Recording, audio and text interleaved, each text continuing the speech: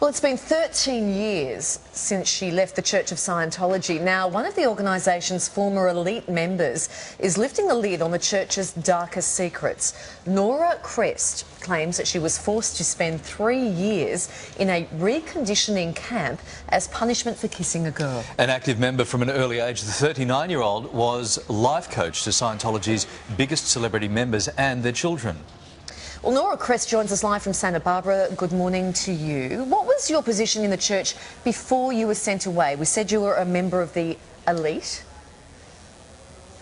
Yes, I worked in the C organization for Celebrity Center International, which is in Hollywood.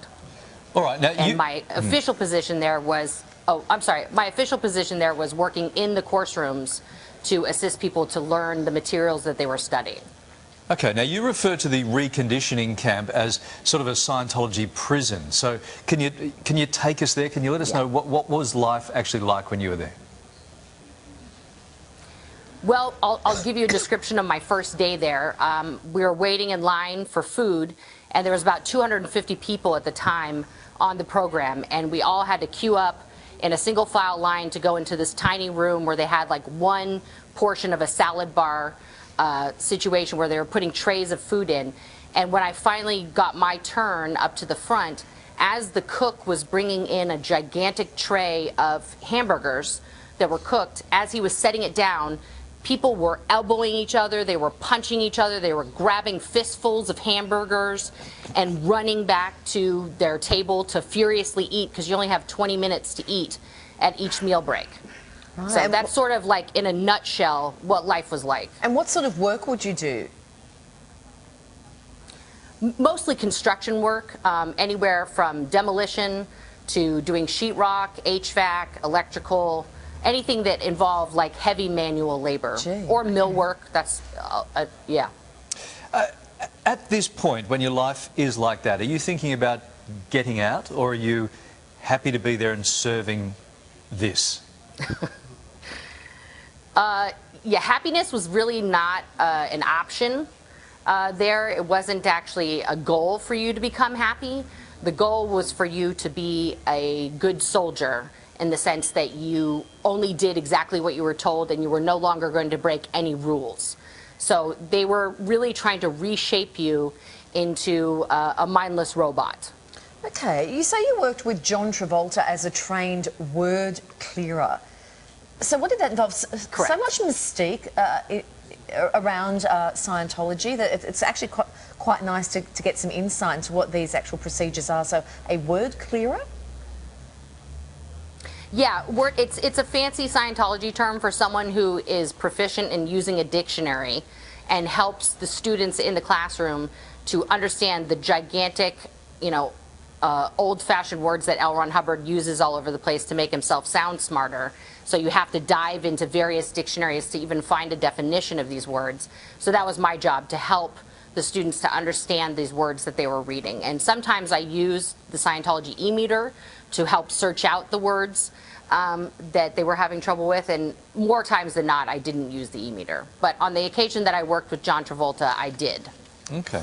Now, you say you were a life counsellor to the children of stars like Tom Cruise and even Lisa Marie Presley. So Yes. what did you help them with? Correct. Exactly? Basically the same thing. I mean, they were children and they were being what I would call indoctrinated at that time to various, there's a lot of like many levels of different courses that you do in Scientology, and they were doing what's called beginner courses, how to get along and these sorts of things, relationship type courses that are geared specifically towards children. And so when I would work with them, I would help them to understand the words also by me using the dictionary and then explaining the definition of the words to them in a simpler way. Okay. So that they could understand it. Because all of those kids, they were around like 9, 10 years old when I was working with them. You said you weren't allowed to mention Nicole Kidman's name after she left the Church of Scientology. Yeah. Can you take us back to that time and what was going on and what you were being told and how hard it must have been for Nicole? Well, we were told basically in a briefing that we were never to mention Nicole's name, that she was not a Scientologist, and as far as we were concerned, she had never been a Scientologist, and that the reason why she was being sort of shoved aside and excommunicated was because her father, as we were told, was the #1 psych in all of Australia and had turned Nicole against Tom and Scientology. So therefore she was evil, and we just needed to forget about her. I mean, we were barred from seeing any movie she was in. We were not allowed to, like, in any way talk about her. And when I was working with Tom and Nicole's kids, that was actually kind of part of my mission when I was working with them, was to see if they were mentioning their mother, if they were missing her, and to report back to the senior executives anything that they had said about Nicole, and to dig into that with them, like why were they missing her? Was someone telling them they should miss her? That sort of thing. So you would think, obviously, that the church played a major role in that marriage breakdown. Oh, 100%, absolutely. It was completely crafted by the Church of Scientology to rip Tom and Nicole apart, because per all accounts they were very much in love with each other. They had 2 beautiful children that they loved very much. And when Tom started pulling back from Scientology, I'm assuming at Nicole's request, they were losing their #1 star on the planet, and that was unacceptable. So they went at it no holds barred to get him back. How did you finally get out? Unfortunately for me, I ended up on the RPF, which is the Rehabilitation Project Force, which I like to call the Scientology concentration camp. And after spending 3 years on doing that and trying to leave, I ran away twice. That didn't work. I tried to leave legally by going through their security checking process and begging a group of peers to let me go.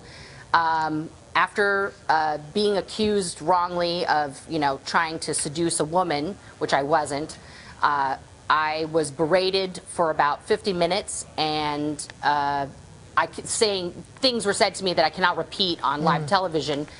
And after that, I just, basically after the 3 years, and I had broken ribs, herniated discs, I'd been electrocuted. I mean, a lot of things had happened to me. I almost bled to death at one point.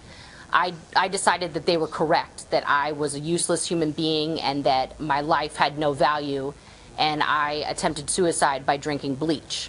So they finally had to get rid of me, because that's unacceptable, trying to kill yourself. Yeah. Right. Okay. But that's really the only way to leave sometimes. Okay. Nora, thank you very much for your time this morning out of Santa Barbara. It's incredible for us every now and again to get a glimpse of, what people like you are telling us what goes on behind those walls. We thank you for your time this morning. Thank you, Nora. Absolutely, thank you. Thank you. The Church of Scientology has sent us a statement regarding Nora's claims. It says, in part, the Church of Scientology opposes discrimination of any sort, and we practice a policy of inclusion among our parishioners. As a minority group, we understand what it is like to be discriminated against and persecuted. You can read the Church's full statement on our website. And we thank Nora very much for her time this morning. Thank you, Nora.